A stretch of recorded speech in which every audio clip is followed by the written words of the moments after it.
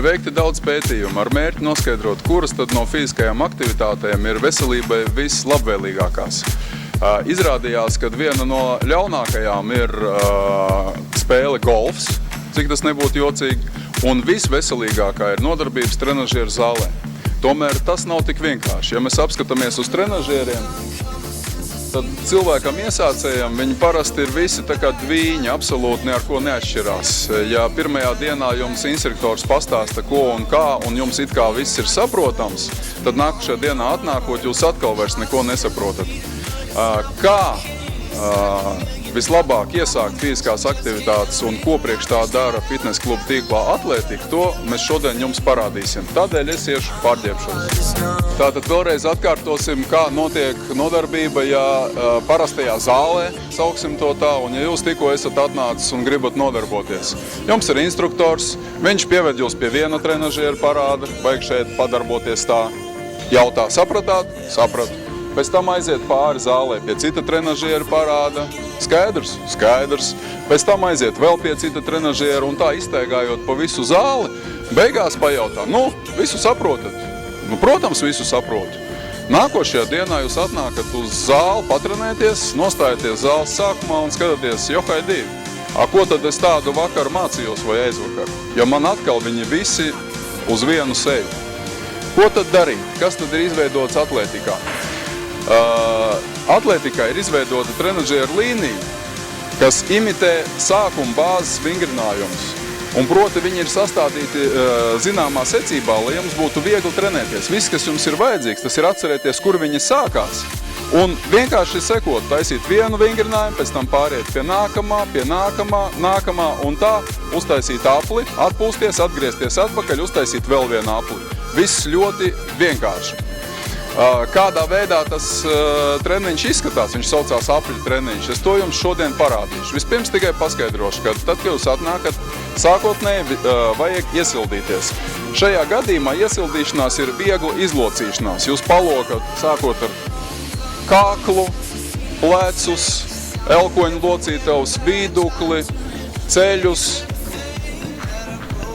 potītes. Viss ļoti vienkārši, jo arī treniņš jums nebūs nekādas sacensības. Tālāk, jūs katrā vingrinājumā uzliekat sev svaru, ar kādu varētu uztaisīt reizes 30, bet taisat reizes 12, 15. Un tā, bez pauzēm pārējiet no viena trenažiera uz otru trenažieru. Ko tas jums dod? Tas nostiprinās jūsu muskuļus, nostiprinās sirds asinsvadu sistēmu un pats galvenais nepārslogos.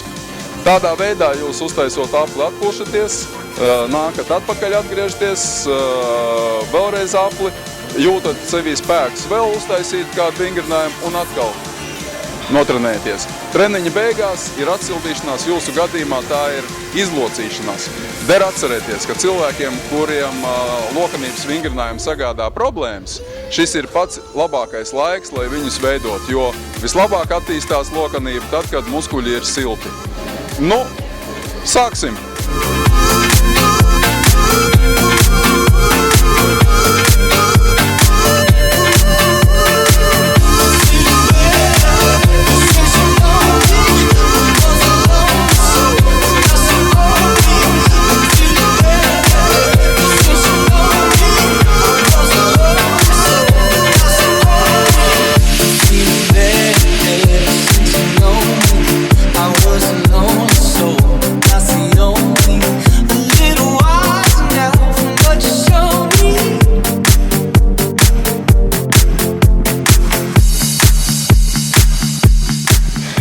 Es esmu nogājis vienu apli demonstrācijai. Jūs tagad saprotat, kā izpaužās apļu treniņš.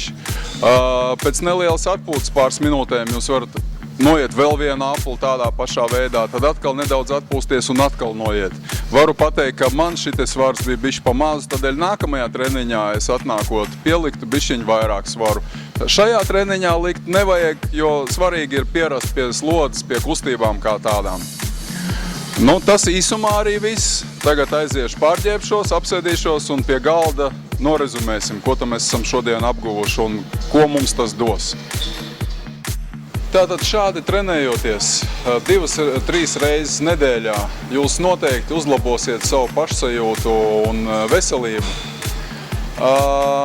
ja jums šādi te treniņi jau kļūst pierasti un jūs gribat kaut ko vairāk, tad noteikti jautājiet personālam, viņi pastāstīs, kā viņus padarīt intensīvākus. Proti, šos pašus apļu treniņus var taisīt ar nedaudz lielāku slodzi, ar lielākiem intervāliem, var taisīt sērijās, nevajag obligāti iet pāpuli, bet pie viena trenažiera pavadīt 2, 3, 4 piegājienus. Tad ļoti daudz iespēju, lai vismaz 3, 4, 5, varbūt pat gadu, ja, laiku pavadīt ar zināmiem panākumiem trenažieru zālē, neapgrūtinot sevi ar īpašu treneru piesaistīšanu. Ja? Vēl viena svarīga lieta, ko es gribētu pateikt, kad nodarbības jūsu veselība nav atkarīga tikai un vienīgi no tā, cik bieži un kā jūs trenējaties, bet arī no tā, kā jūs sevi uzturat ārpus treniņa un pašā treniņa laikā konkrēti ar to pašu tā saucamo sporta uzturu. Proti, es treniņā vienmēr ņemu līdzi ūdeni un leju mazkaloriju dzērienu sporta drink ar vitamīniem, minerālvielām, jo es svīstu un man vajag atjaunot savus rezerves. Tāpat es pielieku klāt nedaudz L-karnitīnu, pielieku klāt, ja, jo man kā daudziem citiem mūsdienu cilvēkiem ir problēmas ar lieko svaru un es palīdzu savam organismam atbrīvoties no šiem te taukiem. Ja mēs runājam par cilvēkiem, kas tieši cīnās ar savu lieko svaru, tad ir ļoti svarīgi uzreiz pēc nodarbības izdzert kādu kokteili, piemēram, Body and Diet. Kādēļ tas ir vajadzīgs? Šeit ir savāktas visas nepieciešamās vielas organismam, kuras ir vajadzīgas, ja, lai mēs normāli funkcionētu tāpat laikā, nepārsniedzot kaloriju daudzumu un, kas pats galvenais, neļaujot pēc tam atnākt mājās un nopļaut visu no galda, no leduskapja, jo ir radies liels izsalkums. Ja nodarbības ir smagākas, ir svarīgi pašā treniņa laikā sevi apgādāt ar kaut kādu daļu enerģijas. Kā es teicu, ja viegli treniņi, es lietoju labu kaloriju, bet ja ir smagāk treniņi, es dzeru Gold Drink jau ar ogļhidrātu piedevu. Ja? Pēc treniņa es noteikti mēģinu vairāk sevi palutināt, teiksim, ar garšīgāku kokteili un daudz vairāk, lai būtu viņā olbaltumviela, kas man ir svarīgi saglabāt muskuļu masu. Ja? Tas ir 100% whey proteīns, kas starp citu ir viens no retajiem, kas ir izdomāts priekš tam, lai šķaidītu tieši ūdenī, tātad vēlreiz palīdzētu nesaņemt liekās kalorijas ar pienu, ar taukiem. Nu, noslēgumā varu pateikt, ka man vienmēr ir līdzi, un jā, tā ir reklāma, bet vienmēr ir līdzi ekodiēta batoniņi vai kādi citi proteīna batoniņi viena iemesla pēc. Arī es, kā daudz no jums, esmu visai aizņemts cilvēks, un arī man nevienmēr sanāk normāli paēst. Un lai nesanāk pārāk liela pārtraukums starp ēdienreizēm, es apēdu tādu batoniņu, saņemu savus 170 kalorijas un ne vairāk. Esmu remdinājis savu izsalkumu, ja, un pats galvenais, neko neesmu nodarījis sev pāri. Esiet veseli, nodarbojieties ar sportu. Paldies par uzmanību!